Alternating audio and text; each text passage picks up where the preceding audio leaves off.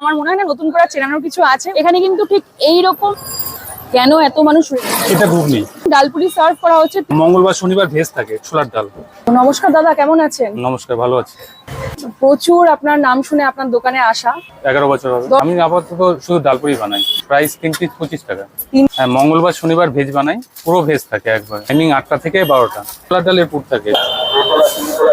প্রথম থেকে এই দোকানই ছিল না অন্য কিছু? না, প্রথম থেকে এই এটাই? দোকানই আমার। মানে ডালপুরির জন্য আপনারা ফেমাস। আপনাদের ভালোবাসা দিদি। হ্যাঁ, তেঁতুলি চাটনি। তোমাদের প্রচুর রেকমেন্ডেশনে চলে এসেছি একদম স্টাইল বাজারের সামনে। কালকে থেকে আমাকে সবাই মেসেজ করেছো, ফোন করেছো যে বালুরঘাটে এসেছেন, অবশ্যই কিন্তু এই কার্ডটাকে কভার করুন। তো চলে এসেছি এই যে একদম তোমাদের প্রিয় ওভি ফাস্ট ফুডে। দেখতে পাচ্ছ দাদা বৌদি দুজনে মিলে কিন্তু এই কার্ডটা চালাচ্ছে। সবাই চেনো বালুরঘাটে, আমার মনে হয় না নতুন করে চেনানোর কিছু আছে, ওনারা এতটাই ফেমাস। তো উনাদের থেকে নিয়ে নিয়েছি এই ডালপুরি, ওনাদের ফেমাস ডালপুরি। এখানে কিন্তু ঠিক এইরকম ডালপুরি সার্ভ করা হচ্ছে, 3 পিস থাকছে এক প্লেটে। এই 1 2 3 বেশ বড় মোটা সাইজের ডালপুরি। আর তার দেখো ঠিক এইরকম ঘুগনির মটর দেওয়া রয়েছে। আর তরকারিটা দেখে কিন্তু বেশ লোভনীয় লাগছে। তার সঙ্গে কিন্তু স্যালাড সার্ভ করা হয়েছে।